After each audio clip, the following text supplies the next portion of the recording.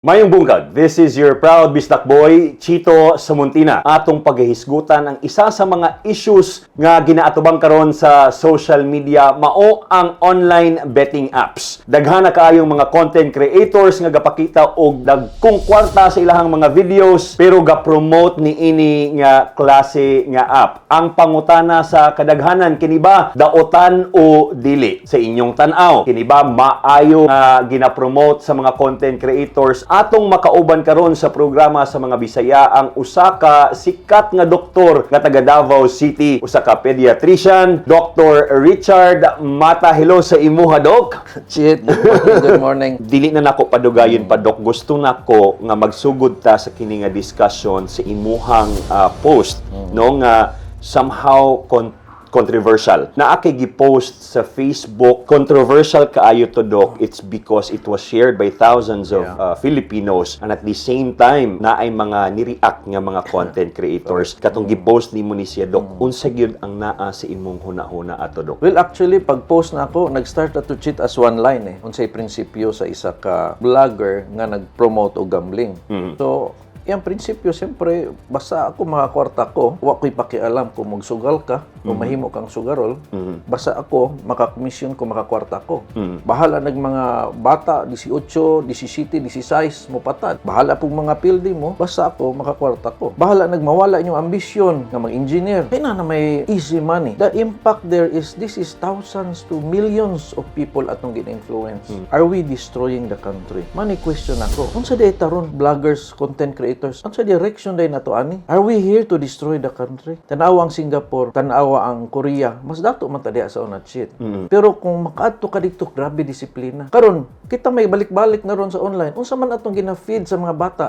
Di na to sila paskilahon kinay easy money. So dito nanggikan ang Dito imuhang sentiment, Doc. Sa ako ang pagkabalo, Doc, that was not your first time nga nag-post ni ato. Naa na kay mga gipagawas nga mga sentimento. When you said, Doc, nga kini makadaot, unsa gyud ang epekto sa gambling? Kabalo naman siguro ang tanan, no? But sa imuha, Doc, unsa man gyud ang gambling? Well, this is a new thing, Manggod. I'm not totally like saying, Dr. Mata is against gambling. Dugay naman ang gambling. Yes. And I have aunties gambling man, casino man, that they're well off. I mean, it's there for fun. They are very old. I mean, they are not doing it para makakwarta sila. They are just doing it for fun. For fun. Kapoy kay nga, diha ako ang kampanya. Dili na akong issue, Chit.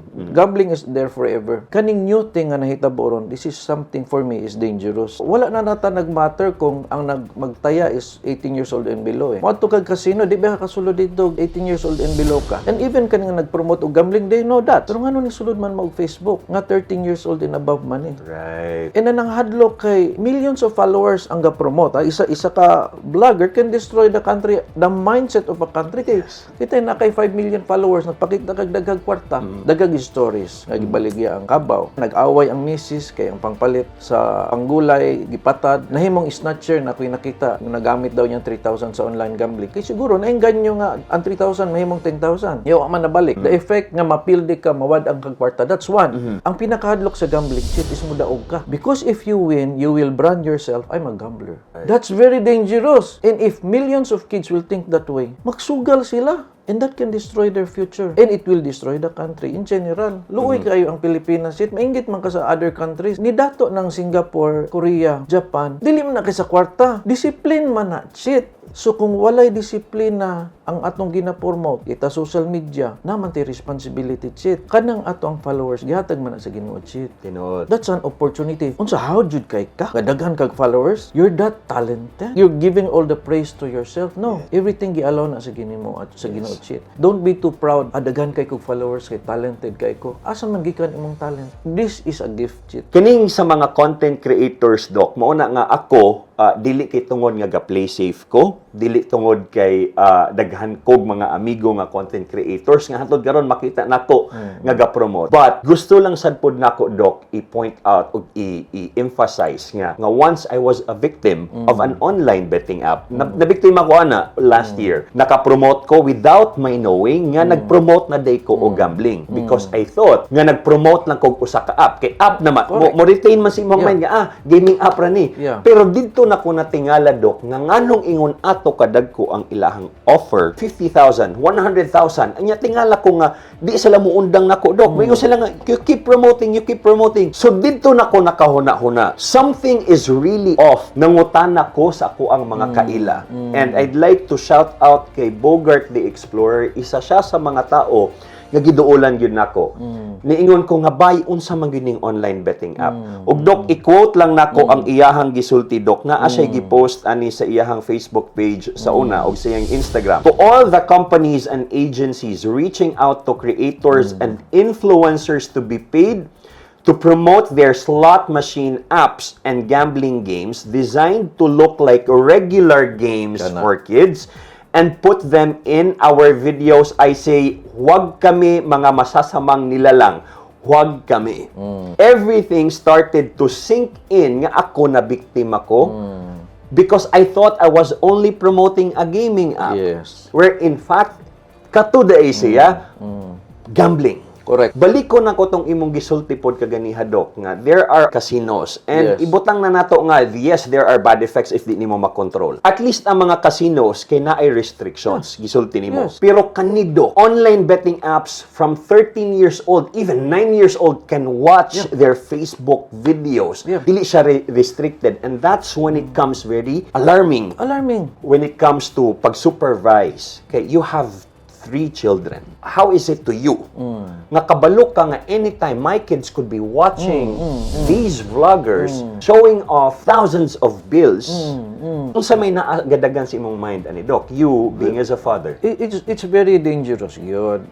Basta magpakita gid kag kwarta sa online. Na psychological nga eh. No, that's one way also to get a lot of followers also. Sige Right. magpakita Right. kwarta because that's a human need. Kaya nga lato na daghan tagbayaran. Kunya ipakita nimo nagdaghan. Kaning mga kids, nana na sila yung mga ambisyon pod eh. And we could remember even kita mga teenager na ngayon kalami at mga kwarta to no kay makapalit og sakyanan. Na naman na sila yung mga ana. And then ipakita ang kwarta sa online, makaingon sila nga, ma, nanay solusyon ma. Abi nila, mao na to'y solusyon. Kay gipindot-pindot lang man. Tadan sila 200,000. So, ang mindset sa bata, na, araman di ay, si mama rewa kabalo, kay si mama di man nga siya ka ng teki. Ako teki man ko, kabalo kong mga apps. The deceit there in their promotion is that you will win all the time. That's a very dangerous promotion. Nga naman kamo ingon, ana?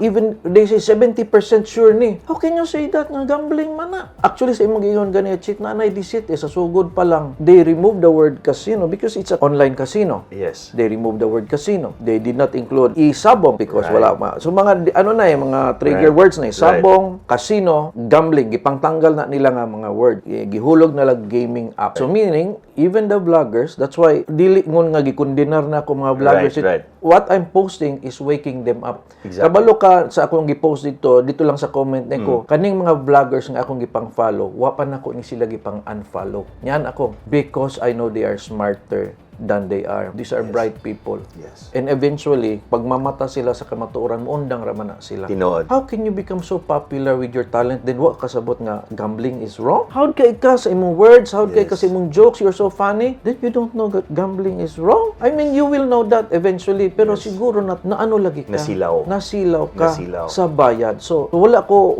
gi-unfollow sila. Wa po ko nang ingon sa ako ang ipang-unfollow na sila. Yes, Ano man? yes. Na-trick lang sila. Because walay words nga casino, na gambling, so nidawat sila na ibayad. And that's the same thing what they're doing to their followers. Di sila mag-mention og gambling, Yes. di sila mag-mention casino, pero mingon sila gaming app, ikita ka dito. Right. So, na-deceit na sila, then ilan na pang gina-deceit na po nila ilang followers. Mao na yung nahitabo ron. Yes.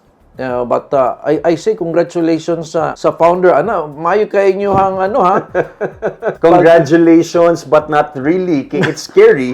Kay earlier, Doc, mo to atong gihisgutan nga kaning mga content creators with millions of followers, bogi gitawag nga influencers, di ba? Yeah. Because they can influence anytime they can influence. There are aspiring creators, there are thousands of them nga pwede mo sunod sa yapak si Kuan, millions of followers, idol na ko na ga-promote og online betting app, gambling. Sunon ako. Yeah. Pila na sila kalibo-libo ka mga aspiring creators ang pwede mo buhat ni ana. Maybe 10% of them moabot pa og millions of followers. Yes. It will repeat. Mo to imong gisulti ganiha. What's gonna happen na sa tuang nasod? Oo na. Balik na punta sa epekto sa gambling. Ang scary, cheat, is idol ka sa tao. Daghan Right. nag-idol Right, mo. right. Ito, nag-promote ka. Even if di ko mo patad, so wa ko ni patad, so wala ko na biktima. Pero idol man ta ka. So I want to become somebody like you, a vlogger. Nya nagpakita ang kagkwarta because of your commission sa gambling. So I will become a vlogger, then I will promote what he is promoting. So daghan na noon kag disipulo nga ginabuhat ang promotion of gambling, even if wa ka nagtaya, mas dangerous hinoon because you are now creating many more influencers Yes. to get money from commissions from that gambling. We will really gonna destroy our country na gid shit. Wala gibuhaton. Gambling will be natural for the Filipinos from ages 5 and above. I mean, Yes. it's gonna be ordinary na lang. How can you reach that level of I have to discipline, study hard, become a scientist, become an engineer. Ayaw na to nga kita ng vloggers ang mo-pull down sa mga kabatan-unan. Sayang ba? It is to be responsible, you Doc. Kana gyud dapat na actually what the school is promoting, which is sad to say, nabi ang mga teachers na appeal po dana, but that I know they will stop. Unsa may gitudlo sa mga teachers nato? Diligence, study hard, serve the community, be disciplined. Mao man na ayaw lahi ang gitudlo sa eskwelahan. Yes. Nya ato easy money. Wala ni nalayo sa mga issue sa una bitaw nga kanang easy money nga mag-deposit ka og ilahang idoble ang kwarta. I think pareho ra ni Pareho sila na. no. Ga-capitalize ang kaning mga founders ni ini nga online betting apps sa kapobrehon Correct. sa tao. Gina-target nila ang easy money and gusto lang nako ikapila na pod nako ni nga gina-highlight sa ko ang mga post sa ako ang Facebook page nga walay dali nga kwarta. Wala. Kinahanglan yun nato na paningkamutan. Maybe daghan pa kaayo og mga unheard stories sa mga tao nga naapektuhan ni ining sugal. Isa nga ni ana Doc, kani April to pa ni nag-email sa ko Doc, dugay na ni. Og ang iyahang gi-share kay kini laging naa sila'y negosyo hantod hinay-hinay nga nalugi tungod naa sila'y gisaligang trabahante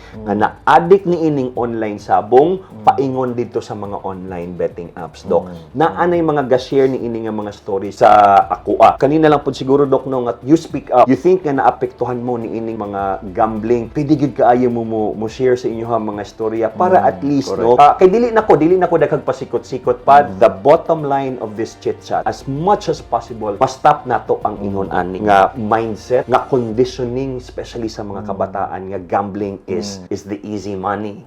Then again, ibalik nako ang akong gisulti kaganiha. Pwede magkamali ang tao, Yeah. especially ang mga content creators because anaan kag kwarta masilaw mangyuta. And like what you said Doc, there is a deceit, no? Gideceive ka. Ako biktima ko ni ana nga naka-promote ko ana last year. Cause condition sa ko is gaming app. Tao ba naman, oh, wow, nag-promote na ko gaming app, nakakwarta na ko. Pero importante kaayo nga isip usa ka content creator or maski aspiring content creator ka. Unta ato ang makonsider nga mahimo kitang responsable nga before kita modawat og mga proyekto huna-hunaon sa nato kung unsa ang mga posibleng epekto ni ini sa mga gatan-aw sa tua. Doc, kanina lang Doc, unsa na lang gyud ang imuhang gusto nga last isul, especially sa mga content creators. Sa mga content creators, ay mo kalains ko no, I'm just being your kuya. Unsa ingon sa Biblia no, open rebuke is better than secret love. Usay pamathon lang nato. So kana ak mga words diya, usay masakitan mo pero dili na wa gani ko gitagid to nga para gini sa imuha. Di pangpamatla lang na nato. Because I know you know I'm right. Wa may mo debate ani nga di okay gid ang gambling Doc. Wala man siguro mo debate sa kuha ana. Nga okay Doc, i-promote nato sa mga kabatan-onan 13, 14. Wa may mo debate. We know that those are all wrong. Ato lang gina-reveal the reality ba kay na-deceive man gud ta. So wa magihatag ng mga words na karon nga naa man gid ay na nga gambling man gid ay. Yes. And this is dangerous. So akong hangyo nga let's regulate ourselves. Let's show the people nga we can self-regulate ourselves. Wag ganito nagpaabot sa gobyerno nga sila pay mo intervene ani nga hilabtan pa ta nga ipangundang na ta.